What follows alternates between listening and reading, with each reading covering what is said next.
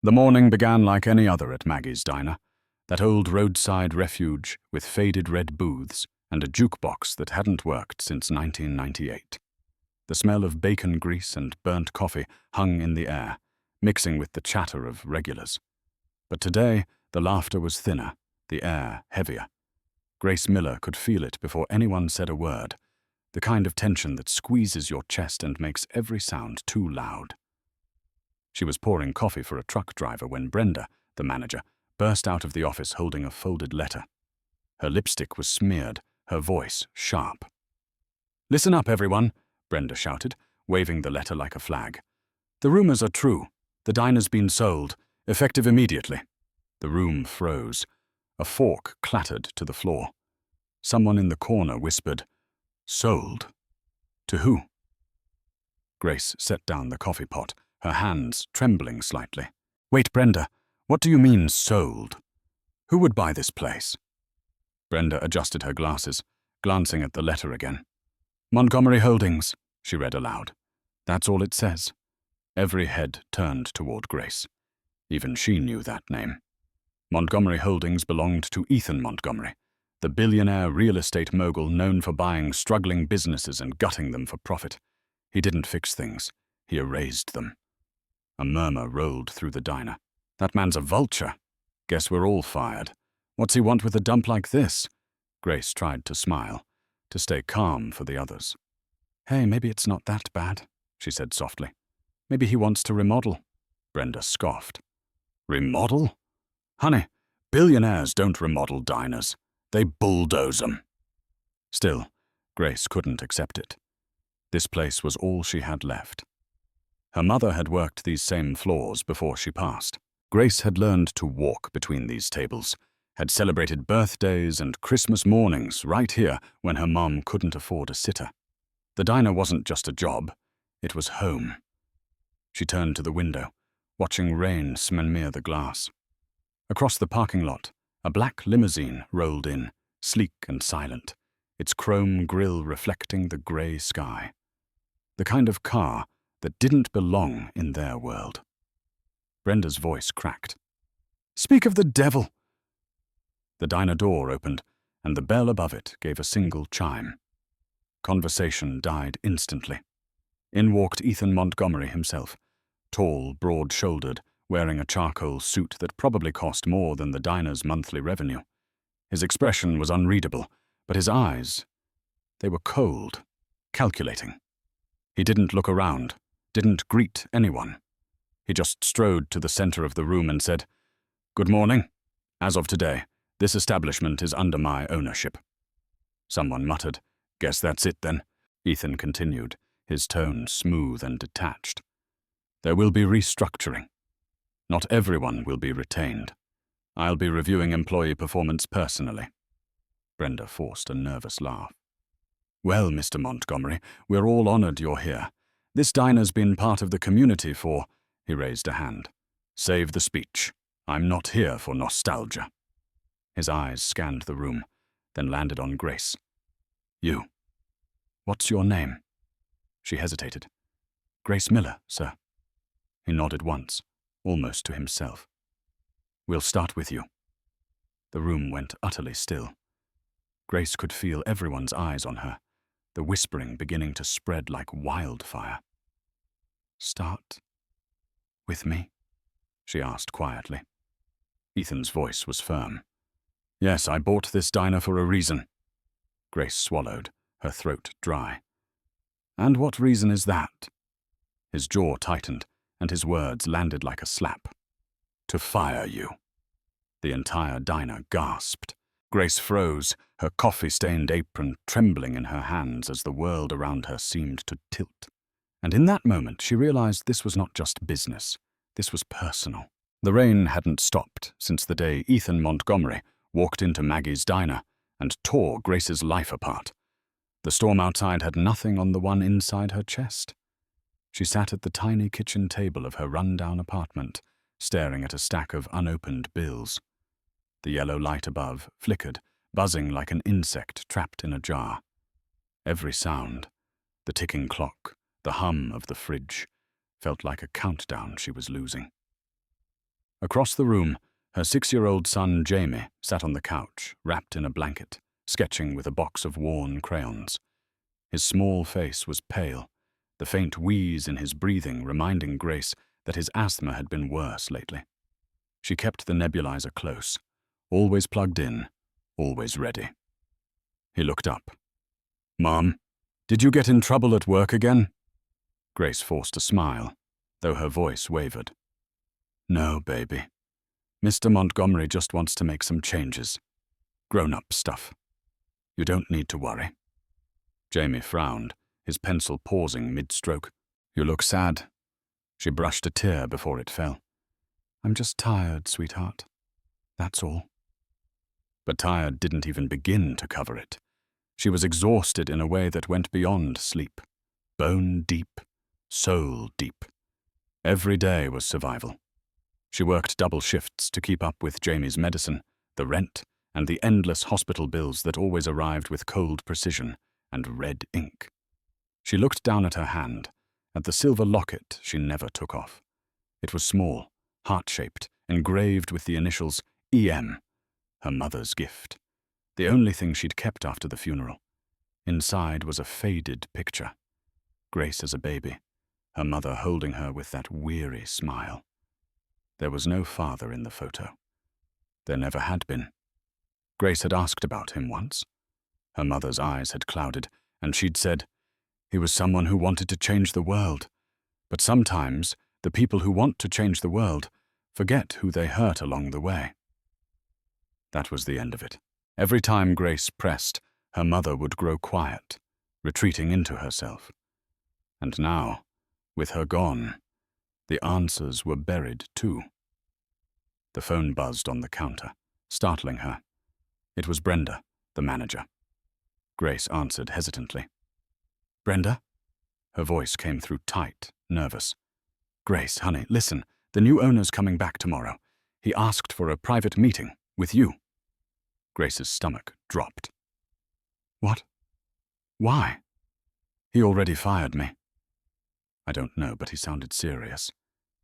Just be there at 9. Don't make him mad. Please." Grace hung up slowly, staring at the cracked wall. What did that man want from her now? Was firing her not enough? Jamie's small voice broke her thoughts.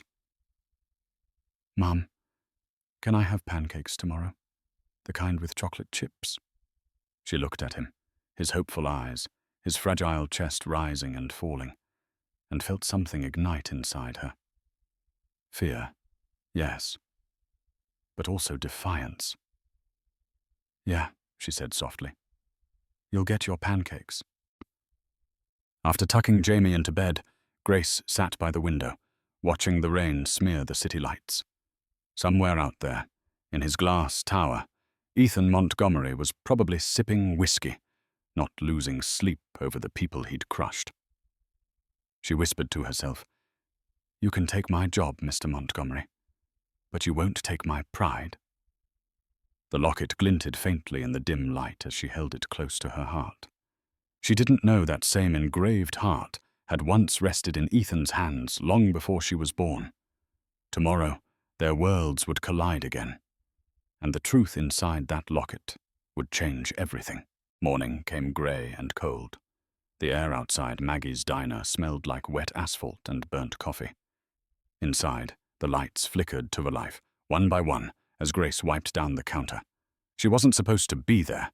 Technically, she was fired, but Brenda had called again at dawn. "Please, just come in. He asked for you personally." Grace almost didn't. Every instinct screamed to stay away. But the diner was her second home, and curiosity had a way of pulling her toward trouble. By 8:30, the place was half full.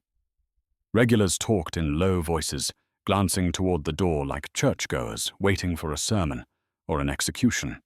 Grace adjusted her apron and pretended her hands weren't shaking.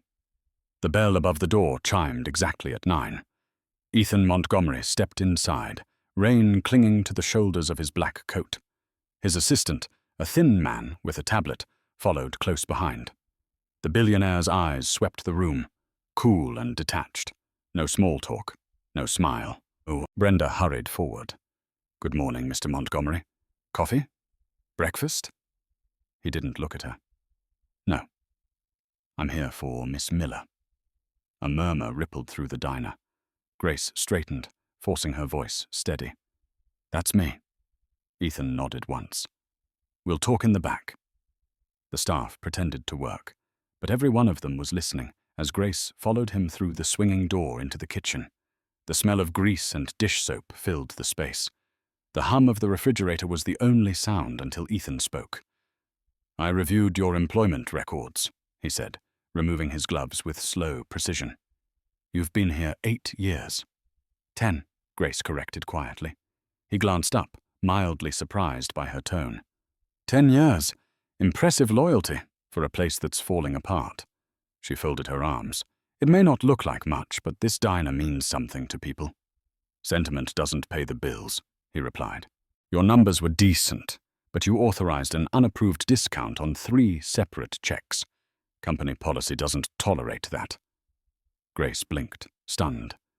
You mean when I comped meals for veterans? Or when I covered that single mom's breakfast because she couldn't afford it? Those weren't mistakes. Ethan's expression hardened. It's theft. Generosity doesn't excuse it. Her anger rose, shaking her voice. You sit in an office worth more than this entire town, and you call kindness theft? For a moment, he said nothing. Then softer. You think you know me, Miss Miller, but you don't. Grace stared at him, trying to read the flicker in his eyes. Something, pain, crossed his face before it vanished behind the armor of control. I didn't come here to argue, he continued. I came to make things right. By firing me in front of my co-workers, she snapped. Ethan exhaled slowly. That wasn't supposed to happen like that. I let emotions interfere. Emotions? Grace laughed bitterly. You don't seem like a man who has any. His jaw tightened, but he didn't respond. Instead, he reached into his pocket and pulled out an old black and white photograph, its edges frayed. Do you recognize this woman? Grace's breath caught. The woman in the photo had soft eyes and a smile that felt hauntingly familiar. Her heart pounded. That's my mother, she whispered. Ethan's voice dropped. Her name was Ellen Monroe. Grace's throat went dry. How do you know her name? He looked at the picture again, then back at her. His voice, usually cold as stone, cracked just enough for her to hear it. Because I loved her once, he said quietly. The room seemed to shrink. Grace's pulse roared in her ears. And for the first time, she realized the man who ruined her life might be the same man who once gave it to her. For a long, stunned moment, Grace couldn't breathe. The kitchen felt too small, the air too thick. Ethan Montgomery, America's most untouchable billionaire, stood across from her, saying he once loved her mother. The same mother who had spent years working double shifts in this very diner just to keep them alive. She stepped back, her voice shaking. You're lying. Ethan's gaze didn't waver. I wish I were. He placed the photo on the counter. Up close, Grace could see the truth in the details. Her mother, younger, laughing under a tree. Her hair, her eyes. And beside her stood Ethan, barely recognizable, with less gray and more hope. Grace swallowed hard. You expect me to believe you just happened to love her? That this isn't some twisted way of trying to justify what you did to me? He took a deep breath. I didn't know you existed, Grace. Not until last week. Your mother disappeared before I could find her. My father. He made sure of that. She blinked, stunned. Your father? He didn't approve, Ethan said quietly. Ellen was a waitress. He told me to end it or lose everything. I was 24, too weak to fight him. By the time I went back for her, she was gone. Grace's voice cracked. You think that makes it better? That's your excuse for abandoning her? He looked down at the photo, guilt shadowing his face. No excuse could ever make it right. For the first time, she saw something human in him, regret. It didn't make her hate him less, but it made the ground beneath her feet feel less certain. Grace turned away, gripping the counter so hard her knuckles turned white. My mum never talked about you. Not once. She just said he was someone who wanted to change the world, but forgot who he hurt. Ethan's lips trembled faintly. That sounds like her. Anger welled up in Grace's chest. You had everything. Money, power, and she had me. She died sick and broke, and you were out there buying skyscrapers. Do you have any idea what that's like? Ethan's eyes met hers, raw and unguarded. Every day. Because I didn't just lose her, Grace. I lost you, too. The words hit her like a slap.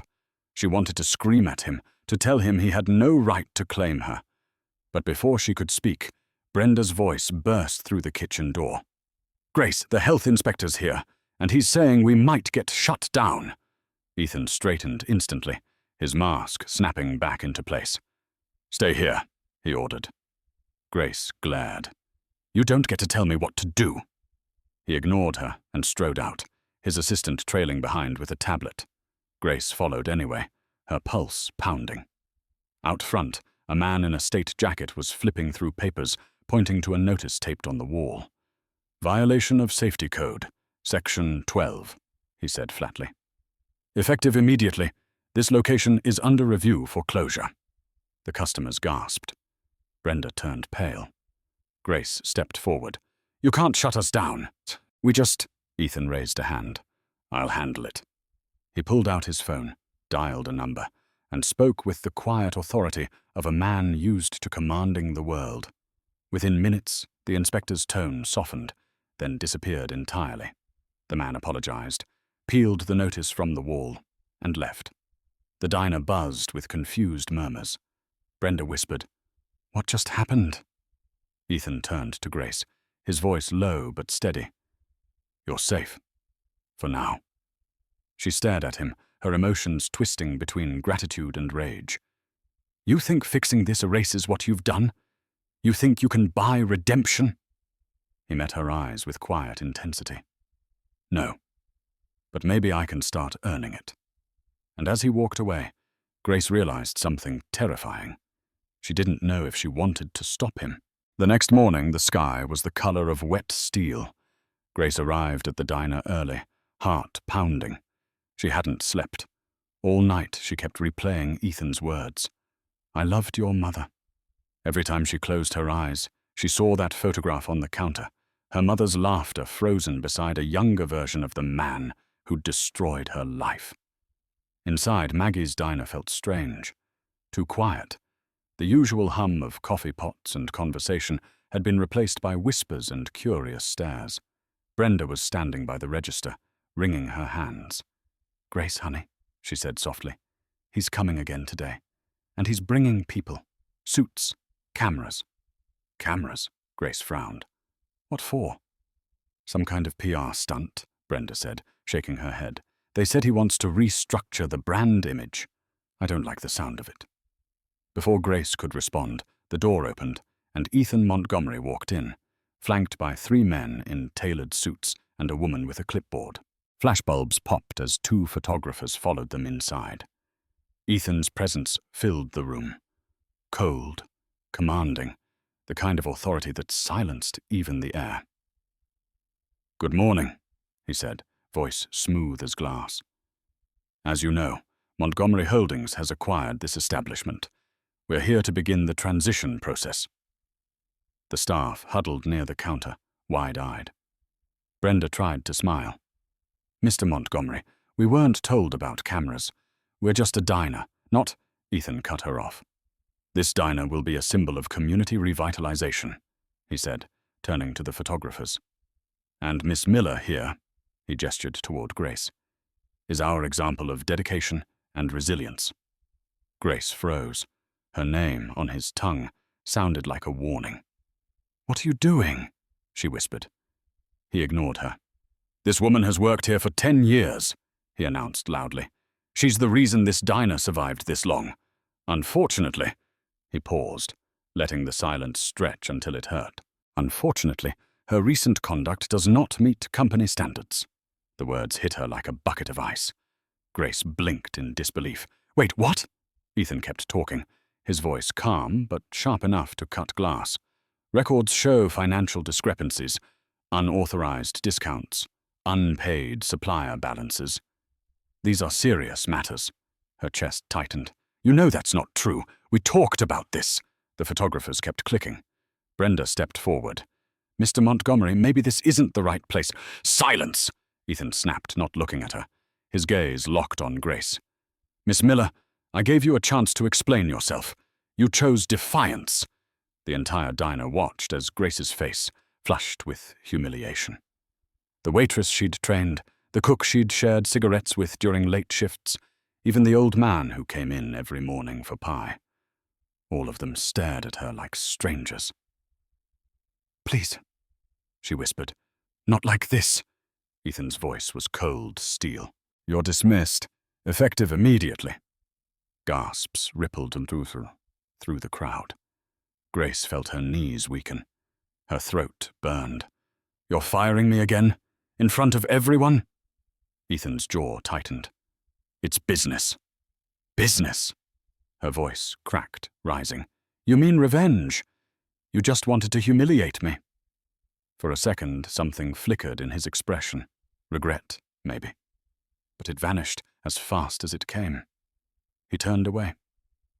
Grace's vision blurred. She untied her apron, her hands trembling, and tossed it onto the counter. You win, Mr. Montgomery. I hope you're proud.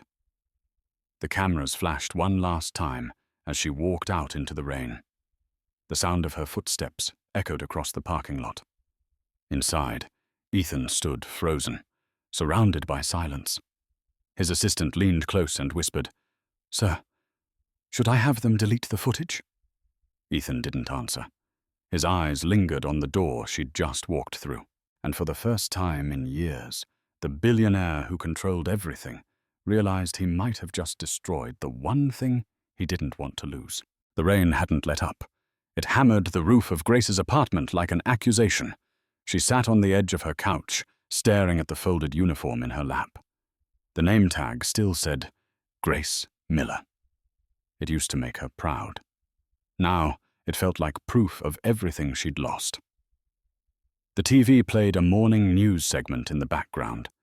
She wasn't paying attention until she heard his name, Ethan Montgomery.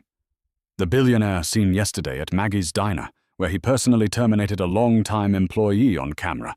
Sources say it was part of a company restructuring. Grace muted the television, bile rising in her throat.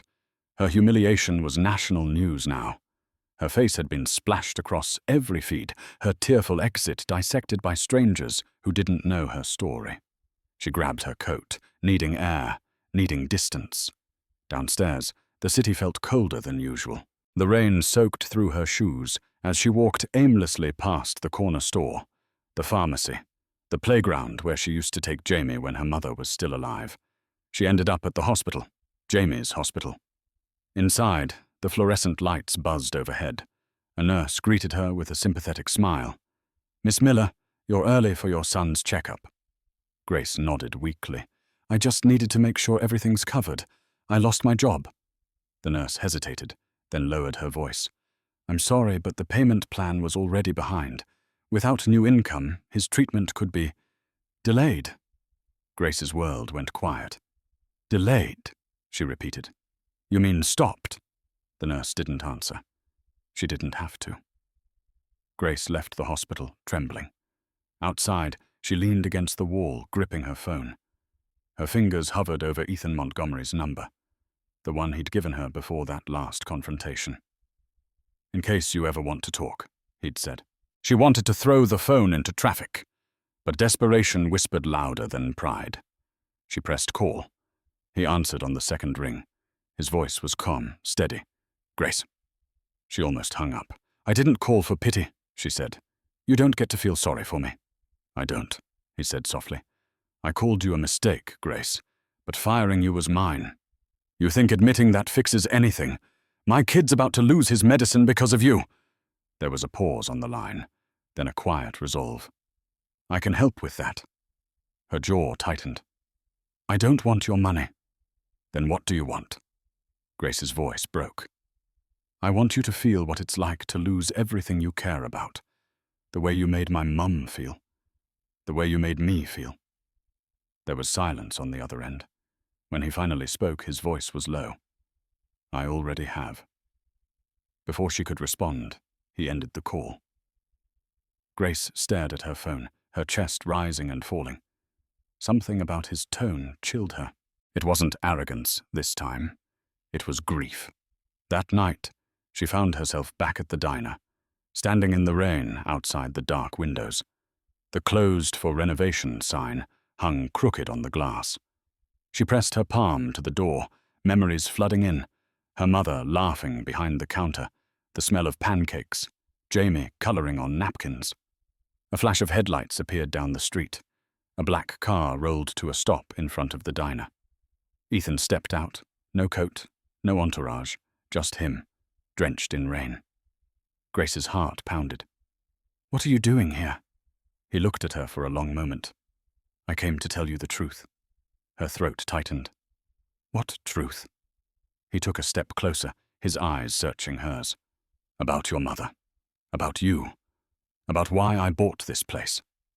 Grace's pulse quickened, anger mixing with fear. Then say it. He drew a shaky breath, rain running down his face. Because this diner isn't just yours, Grace. It's mine, too. Your mother built it with my money, before she ran away. And in that instant, the ground under Grace's feet felt like it disappeared. For a moment, Grace couldn't speak. The rain poured between them, each drop like a drumbeat in the silence. Ethan's words, this diner is mine too, hung in the air, heavy and unbelievable. She shook her head. You're lying. My mother built this place from nothing. She worked herself sick to keep it running. Ethan stepped closer, his voice low but steady. She did. But she didn't start from nothing. She started with me. Grace stared, heart pounding. You're saying you gave her this diner? I invested in it, he said. Back when we were together, she dreamed of opening a place where people could feel seen. People like her. I helped her lease the building, get the permits. Then, when my father found out, he froze my accounts and threatened to destroy her. She vanished before I could fix it. Grace's voice cracked. You mean before you let her disappear? Ethan didn't argue. He looked away, guilt written across his face. I spent years searching for her, Grace. Decades. When I finally found records of this diner, I bought it. I thought maybe she'd left something behind. Grace's laugh was hollow. You bought her dream to erase your guilt. Maybe, he admitted quietly. But I didn't know you were here. Not until I saw your last name on the employee roster. And when I did, he paused, swallowing hard. When I saw your face, I knew. Grace crossed her arms, shaking. Knew what? That you were hers. The wind howled, pushing rain sideways across the parking lot. Grace turned away, tears hot against the cold. You had 20 years to find us. 20 years, and you show up now, to fire me, humiliate me, and then pretend to care. His voice softened. I didn't know you needed me. She spun on him, anger bursting through the ache. We didn't need you. We survived without you. My mother died believing she was unwanted. You can't undo that with apologies. He looked at her then, not as a businessman or a billionaire, but as a man who had lost everything that mattered. I don't want forgiveness, Grace. I want the truth out. For her. For you. She hesitated, her breathing uneven. What truth? Ethan reached into his coat pocket and pulled out a folded piece of paper, creased and yellowed with age. This was the original property deed. It lists 2 owners, Ellen Monroe and Ethan Montgomery. Your mother never transferred her share, but she changed the paperwork after she left me. She renamed the place Maggie's Diner. Grace unfolded the document with trembling fingers. Her mother's handwriting leapt off the page, elegant, familiar, signed right above Ethan's bold signature. Her throat tightened. Maggie was my grandmother's name. Ethan nodded. She wanted to protect you. She wanted to bury every trace of me. The weight of it crashed over her. The diner, the years, her mother's secrets. All this time, the place she thought was built from scraps of sacrifice had been born from love and heartbreak tangled together. Grace took a step back, shaking her head. You don't get to rewrite history. You don't get to turn this into some tragic love story. You destroyed her. I know, Ethan said, voice breaking. And I've destroyed you, too. But I can still make things right. Let me rebuild the diner. In her name. In yours. She stared at him, rain dripping from her hair. And what happens when you get bored, Mr. Montgomery, when this little charity project doesn't make headlines anymore? He took a breath, eyes filled with something fragile and raw. Then I'll still show up. Every day. Until you believe I mean it. For the first time, she didn't have an answer. Because deep down, part of her wanted to believe him. And that terrified her more than anything. The next morning, the rain had stopped, but Grace's mind was still drowning. The truth about the diner, about her mother, about Ethan, echoed in her head like a siren she couldn't shut off. She barely noticed the world around her as she walked Jamie to school. Mum, Jamie said, tugging on her sleeve. You're quiet today. She forced a smile. Just thinking, sweetheart. Big thoughts. He frowned. About the mean man from TV? Grace froze. Where did you hear that? He shrugged. Everyone at school saw it. They said he's a billionaire, and you yelled at him. Her heart sank. Well, sometimes grown-ups have arguments, but that doesn't mean it's bad, okay? Jamie studied her face for a moment. Are we still poor? The question hit her harder than any insult. She knelt down, cupping his cheeks. We're not poor in the ways that matter. We have each other, and that's enough. He nodded, though she could tell he didn't really believe it. After dropping him off, she walked aimlessly through the city until her feet carried her back to the diner. It was still closed, paper over the windows, under renovation, taped across the door. But there was movement inside. Through a small gap in the paper, she saw construction crews. New paint, new booths, new everything. And in the middle of it all stood Ethan Montgomery, sleeves rolled up, speaking to a foreman. Grace pushed the door open before she could stop herself. You just can't leave anything alone, can you? Ethan turned, startled but calm. Grace, you're rebuilding it? She demanded. Without asking me? He gestured toward the workers. I told you, I'm making things right. I'm restoring what your mother built. Her laugh was sharp and bitter. You mean what you built, right? The great Ethan Montgomery swooping in to play savior again. His expression softened. You think this is about ego? It always is with people like you. He stepped closer, lowering his voice. Do you know how many nights I came here after she left me? I'd sit in my car across the street just to see the lights on. I told myself that as long as this place survived, a part of her was still alive. Grace's anger wavered, confusion threading through it. Then why buy it now? Because I thought if I could save it, maybe I could save something of her. Or of you. She stared at him, tears threatening again. You're too late, Ethan. She's gone. And I'm not something you can save. For the first time, he looked tired, truly tired. You sound just like her. That cut deeper than she wanted it to. One of the workers interrupted. Mr. Montgomery, we need approval for the flooring, oak or walnut.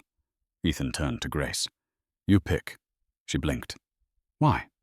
Because it's yours as much as mine. Grace hesitated, then pointed toward the samples. Oak. My mom always said walnut looked too proud for a humble diner. A faint smile tugged at Ethan's lips. Then oak it is. They stood there in silence, watching the workers for a moment. For the first time, the air between them wasn't filled with anger. It was heavy with something unspoken, fragile. Grace finally muttered, "You can paint the walls, change the floors, buy the sign. But this place will never be the same." Ethan nodded. "I know, but maybe it can still mean something." She turned to leave, clutching her jacket tight. "Meaning doesn't come from money, Mr. Montgomery. It comes from what you give up for it." He watched her walk out into the cold, her words echoing in his mind long after she was gone. And for the first time in years, Ethan Montgomery wondered if rebuilding a diner could rebuild a soul. 3 days later, the sound of hammers and drills still echoed through the diner. Grace had promised herself she wouldn't go back, but promises were easier to make than to keep. She stood outside that morning, watching the workers unload furniture from a truck. The sign over the door had been removed, leaving only faint letters where Maggie's diner used to be. It felt like a funeral. She was about to turn away when Ethan's voice carried across the parking lot. "You came." Grace stiffened. "Don't flatter yourself. I just wanted to make sure you weren't turning this place into another fancy restaurant." He smiled faintly. "You mean something with linen napkins and overpriced salads?" "No, I'm keeping the heart of it." She crossed her arms. "You don't even know what the heart of it is." He paused, looking around the space. "I think I do now. It wasn't the food or the decor. It was the people." His tone was quiet, thoughtful, and it threw her off balance. She had come prepared for a fight, but not for humility. Grace glanced toward the back of the diner, where an old wooden door led to the storage room. "You're changing everything. Even the smell is gone. It used to smell like coffee and pancakes. Now it just smells like paint." Ethan chuckled softly. "You sound like your mother. She used to complain every time I tried to improve something. Said perfection was the enemy of comfort." The mention of her mother's voice sent a sharp ache through Grace's chest. "Don't," she said quietly. "Don't talk about her like you remember." Ethan's eyes softened. "I remember everything, Grace. The way she'd hum when she cooked, the freckles on her nose, the way she used to wipe flour on my tie just to make me laugh. I've spent half my life trying to forget her, and the other half wishing I couldn't." Grace looked down at the floor, blinking hard. "You don't get to romanticize her now. You left her. You let her die alone." He nodded slowly, accepting the blow. "You're right. I did. And every success I've had since then has felt hollow because of it." For a long moment, neither of them spoke. The workers had gone silent, as if even the air wanted to listen. Then Ethan reached into his jacket and pulled out an envelope. "I found something," he said. "In the archives of my company. It was sealed by your mother before she left. I think she wanted you to have it." Grace hesitated before taking it. The paper was yellowed and delicate. Her name, Grace, was written in her mother's handwriting across the front. Her knees weakened as she opened it. Inside was a single sheet of stationery and a small key. She unfolded the letter and began to read aloud. "My sweet Grace, if you ever find this, it means you've found him too. Don't hate him forever. He didn't abandon us. I left to protect you from the life his father wanted for him. A life without love, without freedom. This diner was our dream. Yours now. Make it what I couldn't."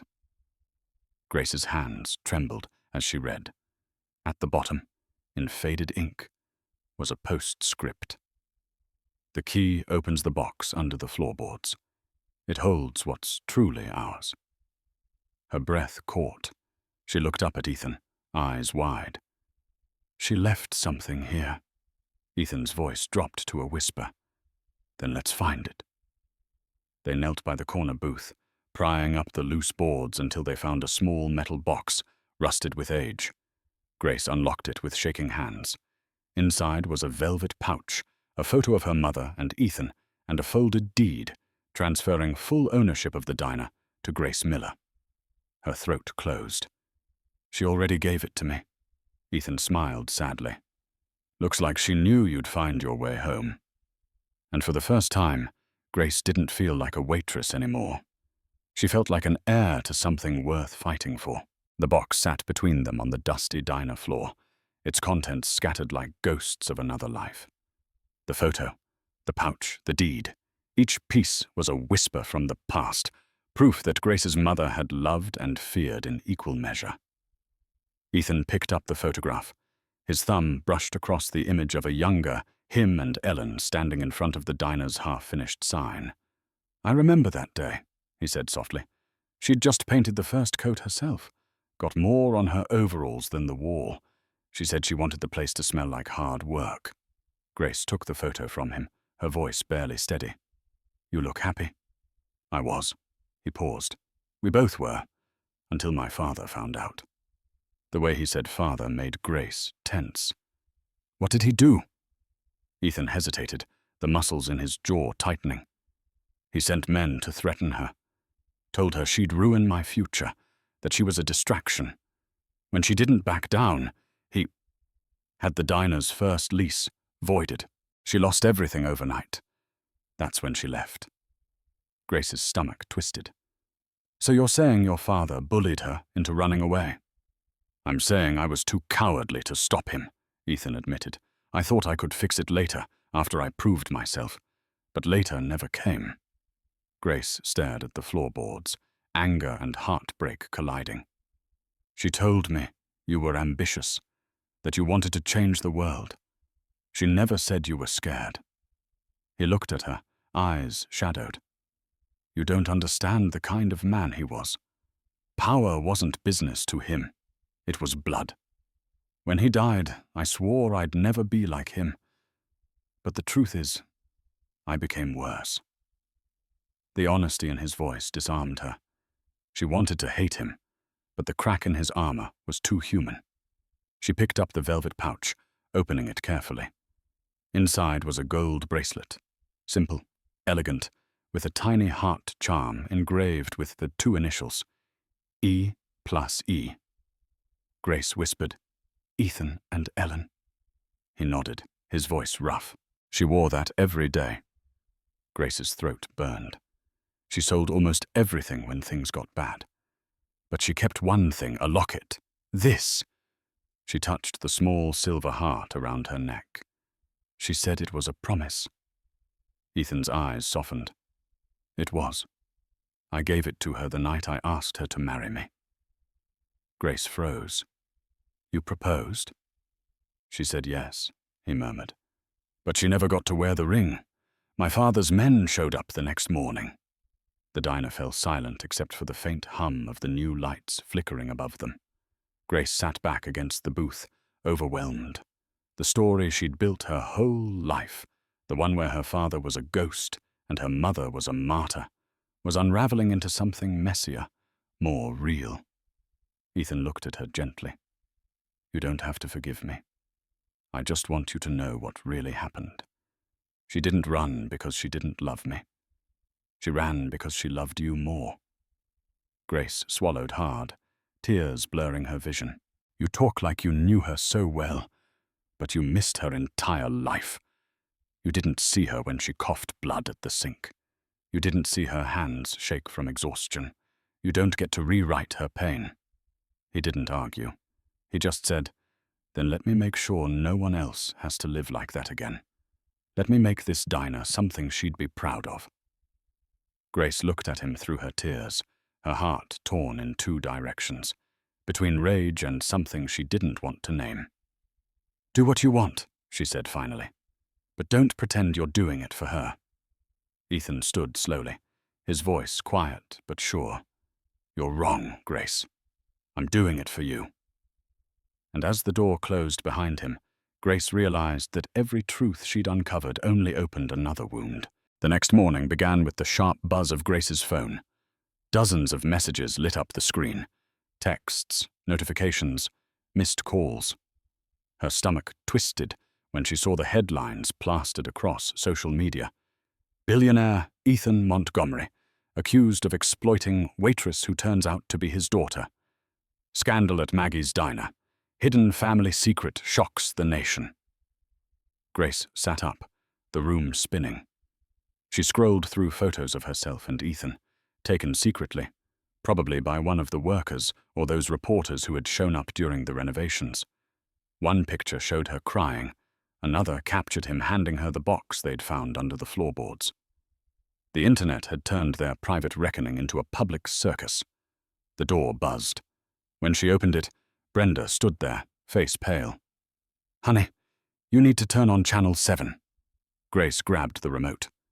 On the screen, Ethan stood behind a podium at a press conference, cameras flashing like lightning. He looked older, weary. "I owe an explanation," he said. "Yes, Grace Miller is my daughter. And yes, I wronged both her and her mother years ago. But I didn't buy the diner to control it. I bought it to preserve what Ellen built, to protect it from people like me." Grace froze. Brenda's hand found her shoulder. "He's confessing, sweetheart, in front of the whole world." Reporters shouted questions. "Mr. Montgomery, is it true you fired your own daughter on camera?" Ethan's voice was calm. "It's true, and it was unforgivable.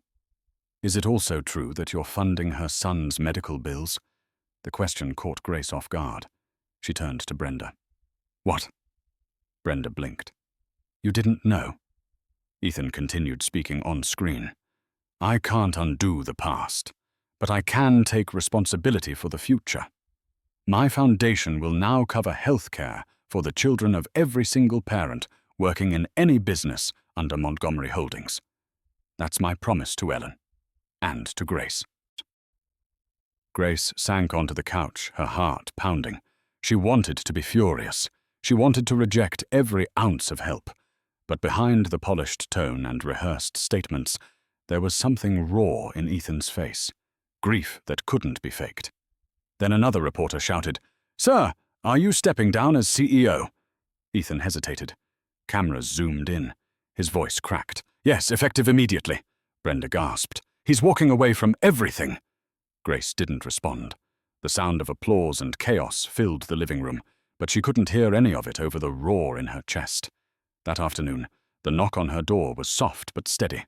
She knew it was him before she opened it. Ethan stood there. No bodyguards, no press. Just a man carrying a worn leather folder. She didn't invite him in, but he spoke anyway. "You probably hate me more now than ever." Grace crossed her arms. "You just told the world about me, about my mom, about everything. What gives you that right?" He looked down. "You're right. I didn't have that right. But hiding it was killing me. It was killing us." She shook her head. "You don't get to say us." Ethan opened the folder and handed her a single document. "That's the transfer of ownership. The diner is officially yours now, fully and legally. I'm not your boss. I'm not your investor. I'm just the man who should have been your father." Grace stared at the paper, tears welling up. "Why would you give up everything for this?" He smiled faintly. "Because everything I built without love was already nothing." He turned to leave, his voice almost a whisper. "Goodbye, Grace." She stood frozen at the door, the deed trembling in her hands. The man she'd hated most in the world had just given her back everything she thought she'd lost. And as his car disappeared down the street, Grace realized forgiveness might not come easily. But it had finally become possible. 2 weeks passed. The media storm had cooled, but its shadow still lingered. Grace couldn't step outside without someone recognizing her. Some called her the waitress who humbled a billionaire. Others called her lucky. None of them knew the sleepless nights, the confusion, the ache of wondering if she'd made a mistake by pushing him away. The diner was almost finished. New tables gleamed under the soft light. The smell of fresh coffee and old memories blended again, like the place itself was learning how to breathe. Grace stood by the counter, tracing her mother's initials carved faintly into the wood. Brenda entered, wiping her hands on a towel. "Looks good, doesn't it?" Grace nodded. "It does. Feels different, though." Brenda smiled gently. "Different can be good, honey. Sometimes it means healing." Grace didn't answer. Her eyes drifted to the window, where a group of reporters waited across the street, still hoping for a soundbite. "Want me to kick them out?" Brenda offered. Grace laughed quietly. No, let them wait. Maybe they'll learn patience. But her calm was an act. Inside, she was torn. Ethan had disappeared completely. No calls, no letters, no trace. She had the diner, yes, but not the closure she needed, not the answers. That night, after locking up, she sat in one of the booths, sipping cold coffee. The clock on the wall ticked past midnight. She was about to leave when the door creaked open. A man's voice broke the silence. You shouldn't be here alone this late.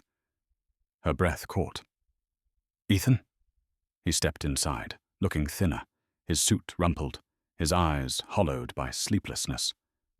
Didn't mean to scare you, he said. Grace stood slowly. You have some nerve showing up after vanishing for 2 weeks. I had things to settle, he replied. The board forced a buyout. They didn't like that I stepped down. So now you're broke? She asked, bitterness creeping into her tone. He smirked faintly. Not broke, just not a billionaire anymore. Grace crossed her arms. You traded your empire for guilt. He met her eyes. No, I traded it for freedom. Something in his voice, soft, steady, real, made her chest tighten. He pulled out a small envelope and placed it on the counter. This is the last thing I found in your mother's papers. It's addressed to you, but it's also for me. Grace hesitated, then opened it. Inside was a note written in her mother's familiar looping script. If you're reading this, Ethan, it means you finally stopped running from the past. Grace deserves to know who you really are. The man who once made me believe love could build a home. Take care of her, if she lets you. But if she doesn't, take care of yourself. She has my heart, and maybe she has yours too. Grace's hands trembled as she finished reading. Tears blurred the words. She looked at Ethan, whose expression was unreadable but wet at the edges of his eyes. She forgave you, Grace whispered. He nodded. She always forgave too easily. Grace shook her head. No, she forgave because she loved deeply. And maybe that's the only way people like us ever heal. Ethan took a cautious step forward. Grace, I don't want your forgiveness. I just want a chance to earn your respect. She studied him for a long moment. Then start by doing what she would have done. Stay. No more running. No more headlines. Just stay. He smiled faintly. I can do that. They stood there, the hum of the neon sign flickering above them, the smell of coffee and rain filling the space between their silence. And for the first time, Grace didn't feel like the daughter of a ghost. She felt like the beginning of a story her mother never got to finish. A week later, the diner reopened. The morning sun streamed through the clean glass windows, catching the gold lettering on the new sign. Ellen's Place. Grace had chosen the name herself, though it made her heart ache every time she saw it. The grand opening drew a small crowd, locals, curious reporters, even a few people who had once sworn never to eat there again after the scandal. Grace moved between tables, greeting guests with her steady, practiced smile. She was good at pretending everything was fine, but when she caught sight of Ethan sitting quietly in the corner booth, wearing a simple grey sweater instead of one of his usual tailored suits, her composure almost cracked. Brenda nudged her. He's been here since 7. Didn't even order coffee. Grace sighed. Let him sit. Maybe guilt tastes better on an empty stomach. Still, curiosity tugged at her. She poured a cup of coffee anyway and walked over to his table. If you're going to haunt the place, you might as well order something. He smiled faintly. Black coffee's fine. She set it down. You can afford to drink something better than diner coffee. He chuckled. Not anymore. Besides, this tastes like home. That caught her off guard. Home? You don't even live here. He looked around, his voice quiet. I used to think home was a penthouse or a company. Now I think it's wherever someone forgives you enough to let you stay. Grace didn't know how to answer. So she did what she always did when emotions threatened to spill. She worked. She moved from table to table, refilling cups, laughing with customers, cleaning crumbs from the counter. Yet every time she turned, she could feel Ethan's eyes on her. Soft, not judging, but filled with something close to awe. Around noon, the diner got busy. A line formed at the door, and Grace didn't notice the man who walked in until Brenda whispered, "Oh, Lord, look who it is." It was Mark Langford, chairman of Montgomery Holdings, the man who had replaced Ethan after his resignation. He wore a smirk that didn't reach his eyes. "Mr. Langford," Ethan greeted cautiously. "What brings you here?" Langford adjusted his tie. "Just curiosity.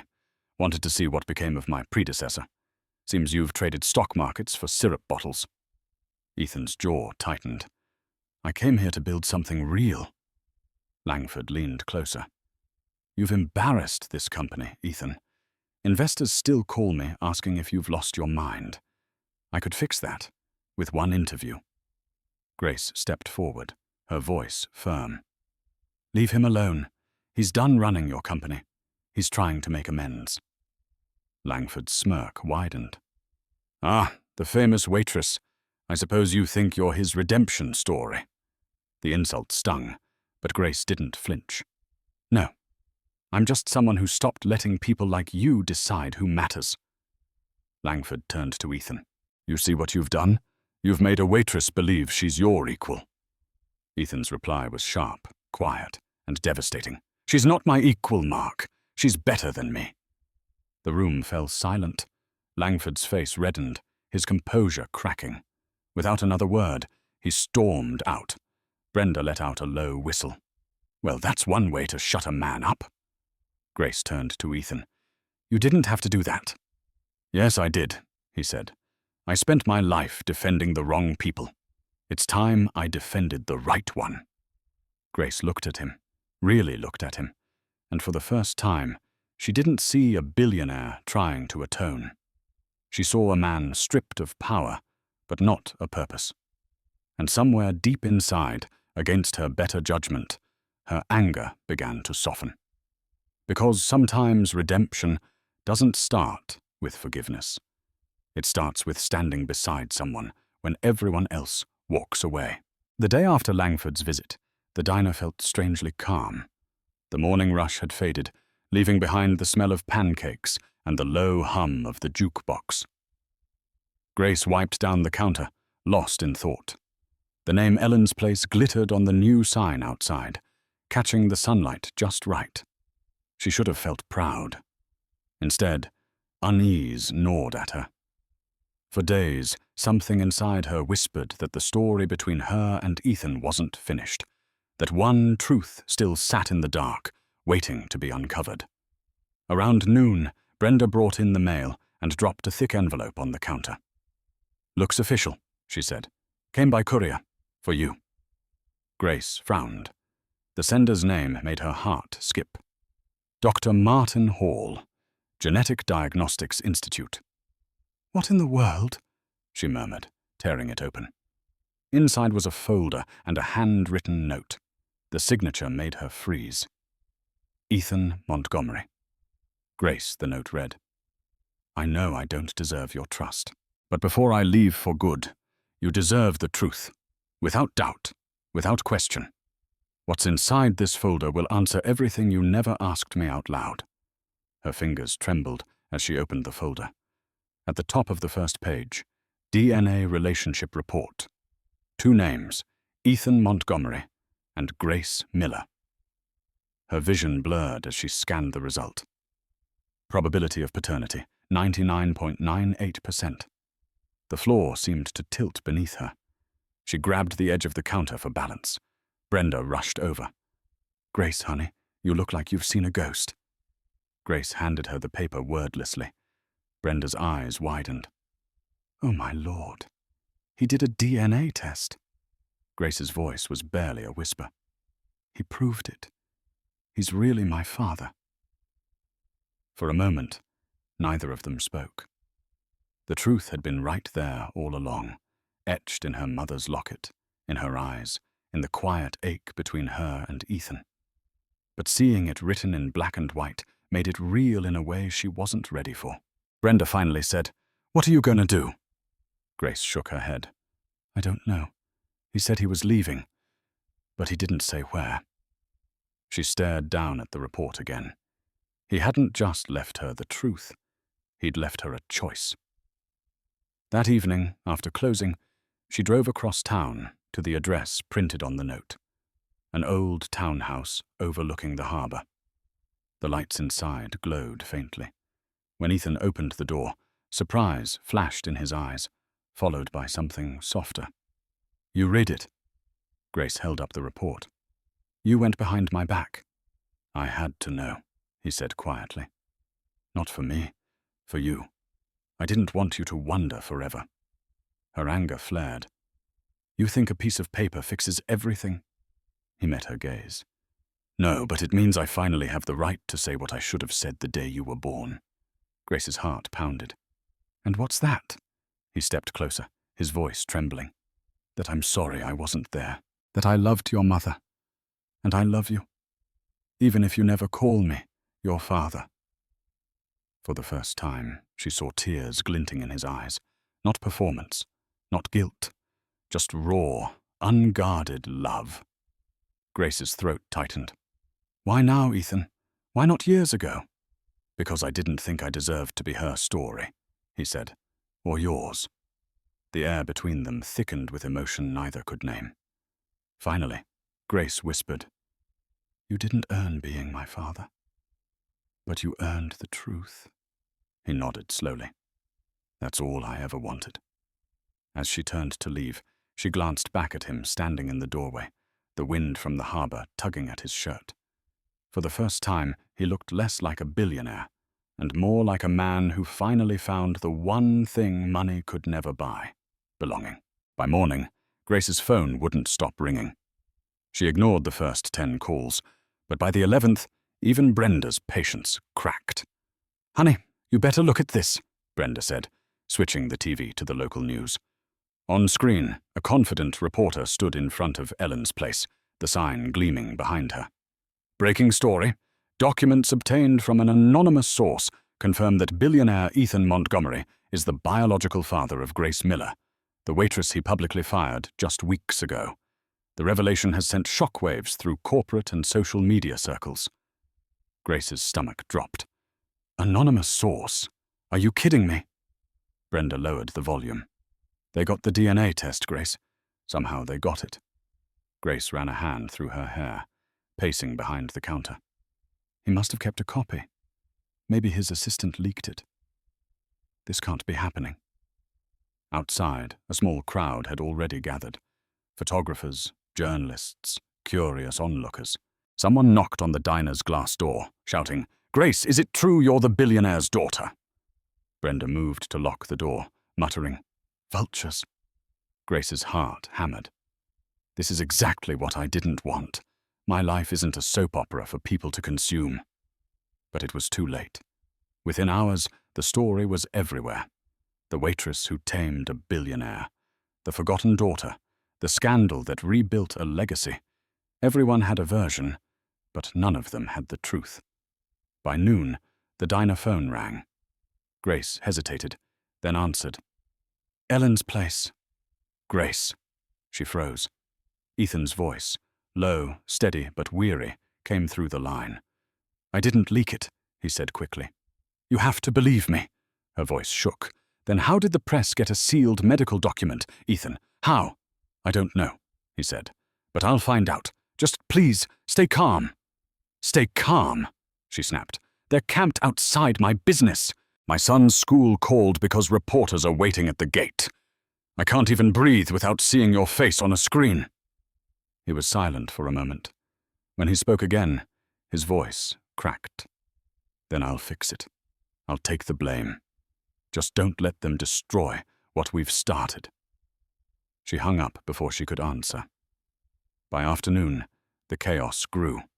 Customers trickled in and out, half curious, half pitying, One woman whispered loud enough for Grace to hear. "Imagine that. 10 years serving coffee to your own father." Grace clenched her fists, forcing herself to smile through it. But inside she was unraveling. Every kindness now felt like pity, every glance like judgment. Brenda placed a gentle hand on her arm. "You can't fight a storm by standing in the middle of it, honey. Maybe you need to step back." Grace nodded, exhaustion catching up to her. "Yeah, maybe you're right." That night, as she closed the diner alone, her phone buzzed again. A new headline glared across the screen. "Montgomery scandal deepens. Daughter reportedly cuts all contact." She sighed, leaning against the counter. The world had twisted her story into a tragedy for entertainment. Suddenly, the door creaked open. Ethan stood there, rain dripping from his coat, his expression raw. "You won't answer my calls." Grace folded her arms. "Because I'm tired of talking to a man who can't control his own world." He stepped forward. "I'm not here to explain. I'm here to end this." He placed a thick envelope on the counter. "A statement, signed. It says the leak was my doing. It clears you completely." Grace stared at him. "You're taking the fall for something you didn't do?" He nodded. "It's what a father should do." Tears welled in her eyes, anger and gratitude colliding. "You don't have to ruin yourself for me." Ethan's voice softened. "Grace, my reputation was built on lies. Maybe it's time I let the truth do the ruining." She looked at him for a long moment, unable to speak. And for the first time, Grace realized redemption wasn't about undoing the past. It was about choosing who you'd stand in the fire for. The storm outside mirrored the one inside Grace's chest. She sat in the dark diner, the only light coming from the neon sign flickering through the window. Ethan's envelope lay on the counter beside her. His confession, his sacrifice. She hadn't signed it yet. She didn't know if she could let him do it. The phone buzzed suddenly, loud enough to make her jump. She snatched it up. "Hello?" A trembling voice answered. "Ms. Miller, this is Dr. Sanderson from County General Hospital. It's about your son." Grace's stomach dropped. "Jamie, what happened?" "He had a severe asthma attack at school. He's stable now, but he's asking for you." She didn't wait for more. She grabbed her coat, keys, and ran into the rain. The drive blurred by, in streaks of red lights and fear. She barely remembered parking before she was rushing through the sterile white halls of the pediatric wing. The moment she saw Jamie's small figure in the hospital bed, hooked to tubes and monitors, her knees nearly gave out. "Mom," he wheezed weakly, reaching for her hand. She forced a smile, brushing the hair from his forehead. "Hey, buddy, you scared me half to death." "I couldn't breathe," he whispered. "But the nurse said I'm okay now." Grace's heart broke at how small his voice sounded. "You're better now, sweetheart. You're safe." The doctor approached, his expression careful. "He needs more consistent treatment. His condition's worsening. The medication isn't enough anymore." Grace swallowed hard. "Then we'll do whatever it takes." The doctor hesitated. "Without insurance, it's expensive. Very expensive." She didn't let him finish. "Just tell me how much." He named a number that made her stomach twist. She nodded anyway. "I'll find a way." When she stepped into the hallway, her phone buzzed again. A message from Ethan. "I heard about Jamie. I'm already at the hospital. Don't argue." Her pulse jumped. She turned. And there he was, standing at the end of the corridor. No bodyguards, no suits, just a father's face filled with worry. Grace's anger flared instinctively. "You can't keep showing up like this." "I can, and I will," Ethan said quietly. "Because he's my grandson." The word hit her harder than she expected. Grandson. It felt foreign, yet right. She crossed her arms. "We don't need your money." "This isn't about money," he said. "This is about time. You've already lost too much of it trying to survive. Let me handle this." Grace shook her head. "I don't want charity." "Then don't call it that," he said. "Call it a father fixing what he broke." She wanted to scream, to tell him to leave, but her voice caught. She saw the sincerity in his eyes, the same desperate love she had for Jamie. He handed her a folder. Everything's arranged. The hospital's covered, and so is his ongoing treatment. No cameras, no headlines. Just help. Grace's voice trembled. Why are you doing this, Ethan?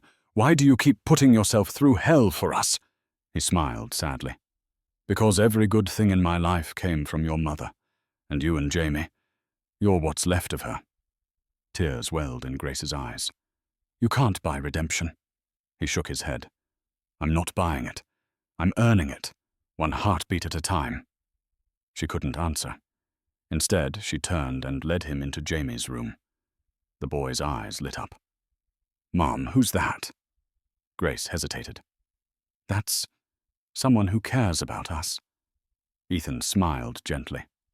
Hey, kiddo. Heard you're tougher than most grown men. Jamie grinned weakly. Mom says I get that from her. Ethan chuckled. Smart woman. For the first time, the three of them stood together. Broken, imperfect, but whole in a way that defied the past. And as Jamie drifted back to sleep, Grace realized some family isn't found. It's forgiven into existence. By the next morning, the story had caught fire again. News vans lined the street outside County General Hospital. Reporters stood in the rain with microphones, calling out the same question again and again. Grace, is it true your son is being treated under a Montgomery-funded program? Mr. Montgomery, are you trying to buy your daughter's forgiveness? Grace shielded Jamie's window with the curtain. Her stomach knotted. She wanted to scream at them, to tell them that this wasn't about money, that it was about a man finally trying to be a father. But words didn't matter to cameras. They never did. Ethan stood near the hospital entrance, surrounded by chaos. His security detail had begged him to stay home, but he refused. He looked tired, older, his perfect image stripped away. When Grace stepped into the hallway, he caught her eye. They won't stop, he said quietly. They'll twist this into something ugly. They already have, she replied. He took a deep breath. Then maybe it's time to tell the truth myself. No statements, no press team, just me and you. Grace frowned. You mean, go public? Together? He nodded. If we don't define the story, they will. And I'm done hiding. She hesitated. The thought of facing hundreds of cameras terrified her. But she looked at Ethan, his sincerity, his willingness to stand beside her, despite everything, and something in her shifted. Fine, she said, but you're not doing the talking alone. That afternoon, the hospital arranged a small press conference. Reporters swarmed the room, flashes blinding, microphones crowding the podium. Grace stood beside Ethan, her palms sweating. Brenda, watching from the back, mouthed, You've got this. Ethan spoke first. You all know my name. You know what I've done. But what you don't know is the For decades, I built an empire on the illusion of control. I called it success. But it was cowardice. He looked at Grace. This woman, Grace Miller, is my daughter, and I failed her before she ever knew my name. Everything I've done since the day we met has been an attempt to earn the right to stand next to her. Murmurs rippled through the crowd. Cameras clicked wildly. Then Ethan stepped back, gesturing for Grace. Her heart pounded, but she walked forward anyway. Her voice shook at first, but grew steadier with each word. People keep calling me the waitress who brought down a billionaire. But that's not the truth. I'm just a daughter who found her father too late and decided to forgive him anyway. The room went silent. Even the cameras seemed to pause. She continued, her eyes glistening. My mother used to say forgiveness isn't weakness. It's freedom. So I'm choosing freedom. For me, for my son, and maybe even for him. She looked at Ethan, a small, fragile smile tugging at her lips. Because the past doesn't have to define the rest of our lives. The silence broke into applause. Not from the reporters, but from the hospital staff gathered at the back. Nurses, janitors, and patients clapped softly, their faces filled with something more powerful than pity. Respect. Ethan reached for her hand. "You sound just like her," he whispered. Grace squeezed his fingers. Maybe that's not such a bad thing. Outside, the story spread like wildfire again. But this time, the narrative changed. Headlines read, "Billionaire steps down to rebuild family he lost." Grace Miller, the woman who taught a tycoon humanity. For once, Grace didn't haunt about the noise. She turned off her phone, closed her eyes, and exhaled. The truth was finally hers. That night, as she tucked Jamie into bed, he asked softly, "Mom, is he my grandpa now?" Grace smiled. "Yeah, baby. I think he is." Jamie grinned sleepily. "Then maybe we're not just 3 people anymore. Maybe we're a family." Grace brushed his hair back and kissed his forehead. "Yeah," she whispered. "Maybe we are." And for the first time, forgiveness didn't feel like surrender. It felt like coming home. The fallout came faster than anyone expected. Within 48 hours of the press conference, the corporate world began to eat itself alive. Headlines screamed across every business channel. Montgomery Holdings plummets after CEO's public confession. Investors withdraw billions. Legacy empire on the brink. Grace watched it all unfold from the diner's small TV, the volume low but the tension high. Ethan's calm face appeared on screen, standing outside the company's glass headquarters, reporters shouting questions he didn't answer. Brenda sighed from behind the counter. "You think he knew this would happen?" Grace nodded slowly. "Yeah, he knew." Outside, rain streaked down the diner windows again, like the sky couldn't stop replaying their story. Ethan arrived an hour later, rain still clinging to his coat. He looked exhausted, but strangely at peace. Grace poured him a cup of coffee before he even asked. "They're calling it the biggest corporate collapse of the decade," she said quietly. He smirked faintly. "Good. Maybe it's about time someone else gets a turn." She studied him. "You just lost everything you built." He took a sip of coffee, eyes distant. "No, I lost everything I thought I needed. That's not the same thing." Grace leaned against the counter. "You could have walked away quietly, Ethan. No one would have known the truth. Why burn it all down?" He looked at her with a calm she didn't recognize. "Because I spent my life pretending the truth didn't matter. It took losing everything to realize it's the only thing that does." Before she could reply, the diner door opened and a sharply dressed man stepped inside, shaking rain off his umbrella. It was Mark Langford, the same board member who'd once mocked Ethan during the reopening. His smile was venom-sweet. "Well, if it isn't the fallen king," Langford said. "You made quite a spectacle of yourself, Montgomery. The shareholders are furious." Ethan didn't even flinch. "They were always going to be. They just needed a reason." Langford's gaze shifted to Grace. "And this must be the reason. The waitress who turned the lion into a lamb." Grace straightened. "Say what you came to say, Mr. Langford." He smirked. "Fine. The board's voting to dissolve your father's remaining assets. He'll walk away with nothing. Unless what?" Ethan asked flatly. Langford leaned closer. "Unless you recant. Say the story was exaggerated. Say Grace isn't your daughter." The air went dead quiet. Even the rain seemed to stop. Grace's jaw tightened. "You want him to deny me? To lie again? So you can save face?" Langford shrugged. "That's business." Ethan stood slowly, his voice low but thunderous. "Then maybe business is the disease." He reached into his pocket, pulled out a small silver pen, and dropped it on the table. "There's your signature, Mark. Write whatever you want. But you'll do it without my name." Langford sneered. "You'll regret this." "I already did," Ethan said. "That's why I stopped."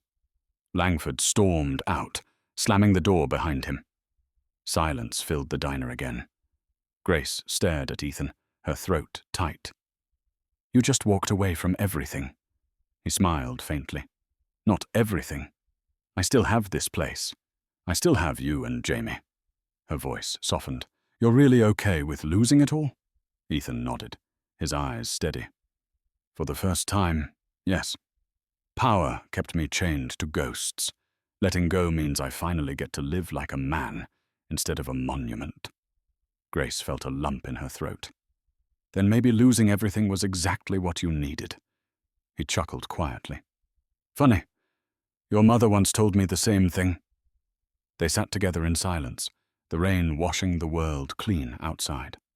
And as the last of his empire crumbled, Ethan Montgomery finally found something he'd never owned before. Peace. Spring came early that year. The air smelled of wet soil and fresh paint, and the first light of dawn glowed against the diner's new sign. Ellen's Place.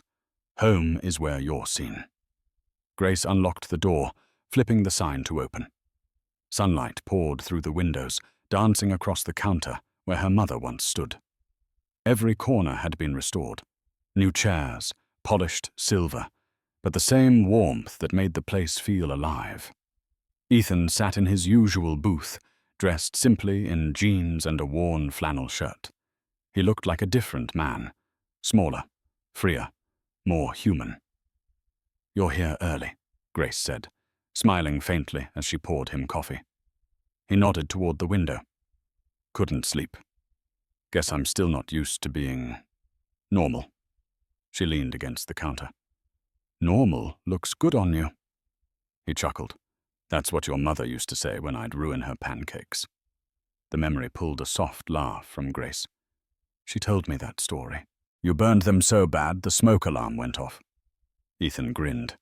In my defense, I was trying to make them heart-shaped. They shared a quiet moment, one that felt almost sacred.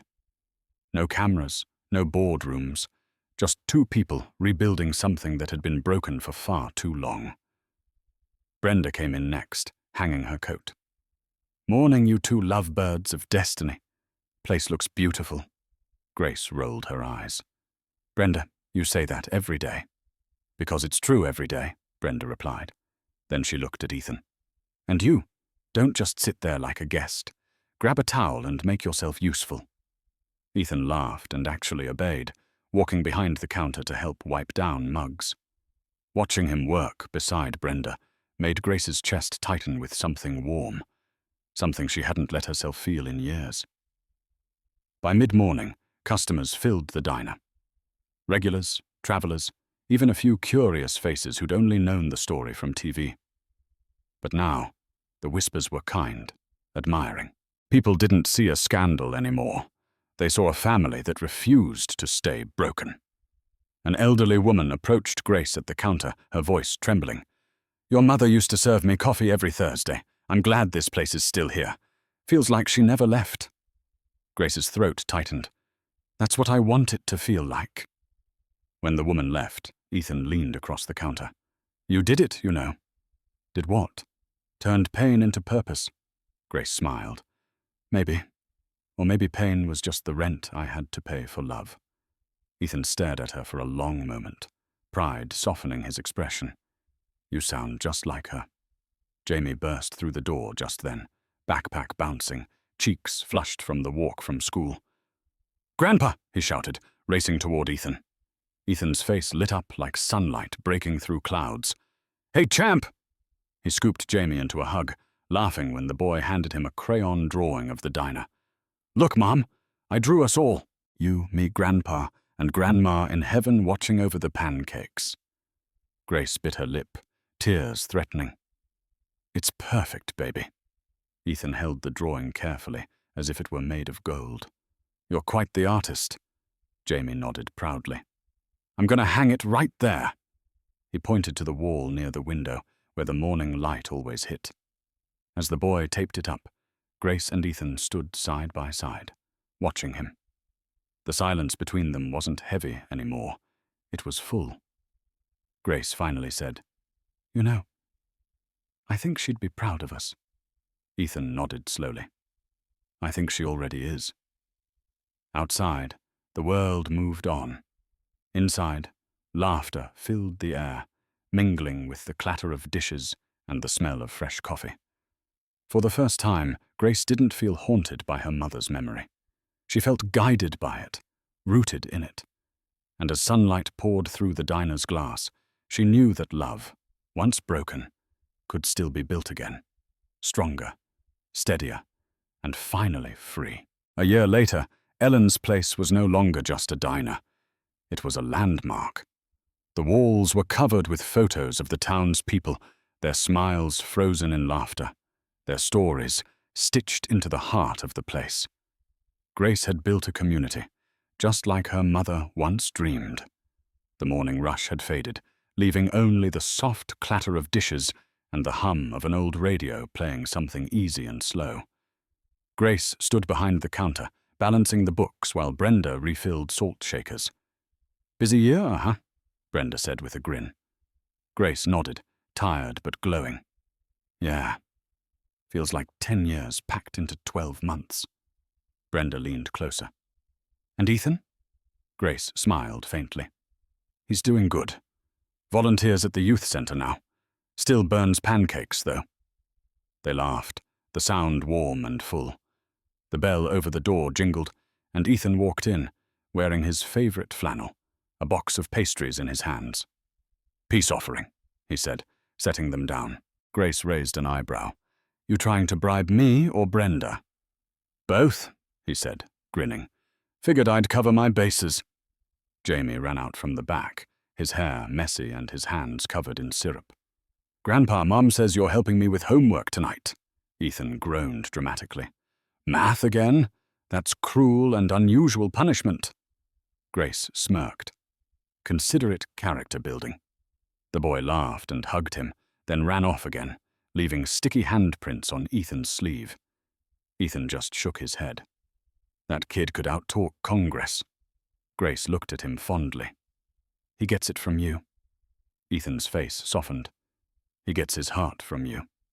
And his stubbornness from your mother." For a moment, silence filled the room. Comfortable, familiar. Grace poured them both coffee and slid into the booth across from him. "It's strange," she said. "For years I thought this diner was the end of everything. Turns out it was just the beginning." He smiled. "Funny how life works. You spend half your time running from the past, and the other half realizing it was the only thing trying to teach you how to love." She looked at him for a long moment, her voice gentle. "Do you ever miss it? The empire, the power?" Ethan thought for a while before answering. "Sometimes, but then I come here and realize this is what power should feel like. Not fear, not control, just connection." Grace reached across the table and squeezed his hand. "You figured that out the hard way." He chuckled softly. "Yeah, guess redemption's never cheap." Just then, the door opened again. A girl, maybe 17, stepped inside. She wore a torn hoodie and carried a backpack that looked too heavy for her small frame. Her eyes darted nervously around the diner. "Hey there," Grace said kindly. "You hungry?" The girl hesitated. "I don't have money." Grace smiled. "Lucky for you, first meal's on the house." The girl's eyes filled with disbelief. "Really?" Ethan stood up, walking over with a warm smile. "Really? Sit wherever you like." As Grace set a plate of pancakes in front of the girl, she felt something stir deep inside, something familiar, a memory of her mother doing the same thing for strangers who wandered in from the cold. She whispered to herself, "Just like Mom." Ethan overheard. "She'd be proud, Grace. You kept her promise alive." Grace looked around the diner, the laughter, the warmth, the life that filled it, and nodded. "No," she said softly. "We did." Outside, the afternoon sun spilled through the windows, lighting up the photo wall. The newest picture showed the three of them, Grace, Ethan, and Jamie, smiling beneath the sign that bore Ellen's name. It wasn't a fairy tale ending. It was something better, real, flawed, earned. And as Grace wiped her hands on her apron, she knew they had finally closed the circle. 3 generations, 1 legacy, and a diner that had turned pain into peace. So that's how our story ends. Quietly, gently, but with meaning that stays. You're still here, aren't you? That probably means something in this story touched your heart, even just a little. Maybe it's the reminder that forgiveness isn't weakness, that healing doesn't always look heroic. It often begins in silence, in choosing peace over pride. The Stoics used to say, we suffer more in imagination than in reality. And isn't that true? So much of our pain comes from the stories we replay in our heads, not the ones still happening. Grace's journey shows us that the past can hurt, but it doesn't have to define who we become. Letting go isn't forgetting. It's freeing yourself to live again. Like Marcus Aurelius once wrote, what stands in the way becomes the way. Sometimes the very thing that breaks us is what opens us to love, to understanding, to life. If this story stirred something in you, share it. Let it reach someone who might need that same reminder tonight. Tap the like button, subscribe, and stay with us for the next story that might just heal another part of you. Because we're all still learning how to turn pain into peace.